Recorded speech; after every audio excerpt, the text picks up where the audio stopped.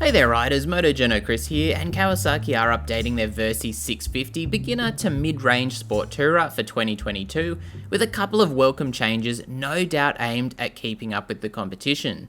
As a great value option that's also available in A2 restricted and LAMS versions for new riders, the Versys 650 traditionally offers just shy of 70 ponies, weighs almost 220 kilos at the curb, and offers a sporty, fared and upright style and ergonomic.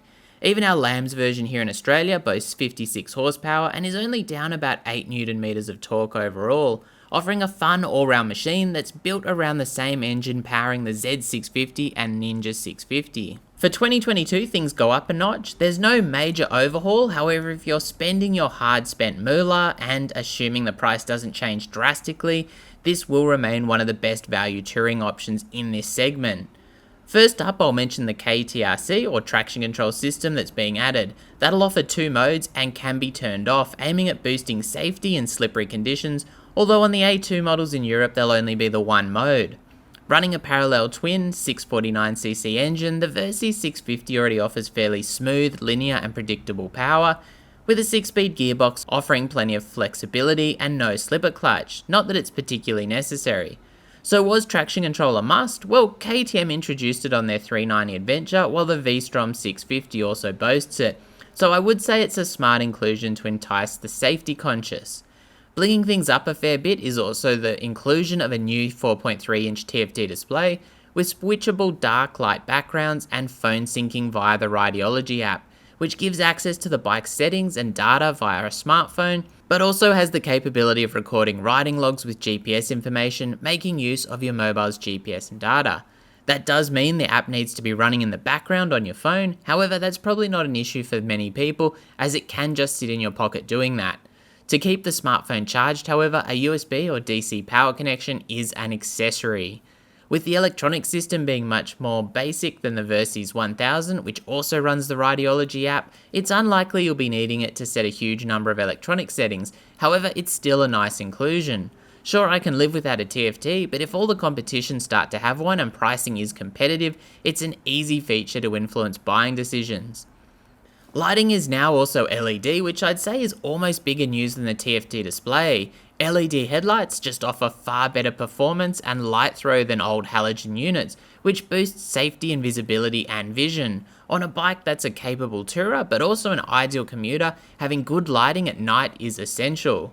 That also extends to the indicators, which are now LED too, in a nice premium touch rapidly becoming the norm. I reckon LED indicators are much more visible too when we get the high quality items from bike manufacturers, so that's a win as well.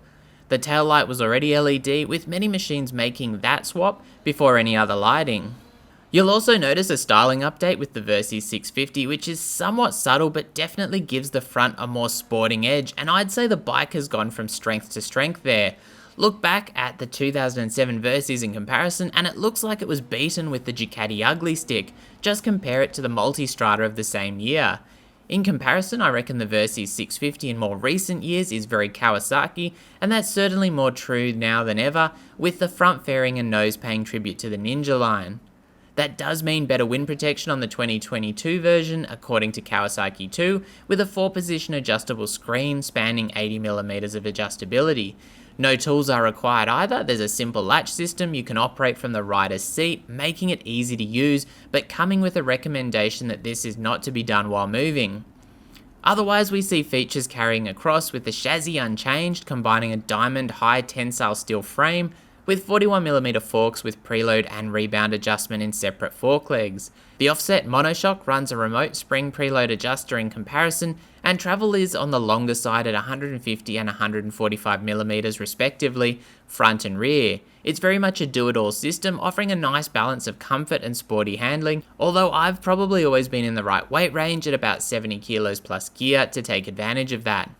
Wheels meanwhile are 17-inch units, firmly placing this bike in the road category rather than trying to move it into the adventure segment, which the KLR 650 does in a more off-road orientated package. That's a fairly run-of-the-mill 120x70 front tyre and a narrower 160x60 rear. Brakes are dual 300mm rotors with 2-piston calipers, and there's a 250mm rotor at the rear, with all three being pedal items, and the rear caliper is a single piston unit only. Nothing really crazy there, but they've always done the job, and ABS is standard too. Seat height is 845mm, which is normal for a tourer, but not super low, with ground clearance 170mm, no doubt contributing to that taller seat height, along with longer travel suspension. Total weight is 218 kilos too, which adds 2 kilos to last year's figure, which isn't bad.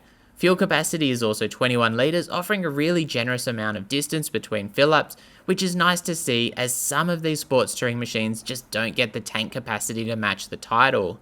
The Versys 650 in 2022 will be available in candy lime green colour scheme here in Australia, although it looks like there's a blacked out version which may be available in other markets. I've always been a fan of the Kawasaki green if I'm owning a Kawasaki personally. As noted, the power connections are accessories instead of standard fitment, while the clean mount pannier system is ready for 2 genuine 28 litre Kawasaki panniers, each of which can apparently hold a full face helmet, which is a nice feature. There's also a top box option, and all are colour matched to the bike for a pretty slick overall look. Other accessories include a much taller and angrier looking screen, fog lamps which I tested on the KLR 650 and Rock, hand covers which help reduce wind and rain on your digits, heated grips, low seat, TFT protector and more. It'll be really interesting to see where the 2022 Kawasaki Versys 650 lands on price, as it's got competition in the new Triumph Tiger Sport 660. However, if it can retain the almost $2,500 lower price tag, and that's here in Australia, I think it'll be well positioned, especially considering it's a LAMS or learner restricted machine here, which means the price tends to be a bigger factor for many potential buyers. Young people just don't tend to have as much money. Anyway, let me know what you think of these updates. I think they are on the money personally. There's the KLR 650 for the more utilitarian adventure riders, while the Versys 650 will offer a sportier, more road-orientated tourer. So we aren't seeing Kawasaki try and pigeonhole a bike into the ADV category just for the sake of it. Now, if they'd offer a tourer version with the panniers, fog lights and maybe heated grips for about $1,000 extra in Aussie dollars like they do with the KLR 650 Adventure here, that would be pretty amazing. They seem to do that kind of stuff over in Europe, but we haven't seen it quite as much here in Australia. So I guess we'll have to wait and see. Let me know what you think in the comments, and as always, thanks for watching and stay safe out there. With the silly season fast approaching, it's always an extra risky time to be on the roads.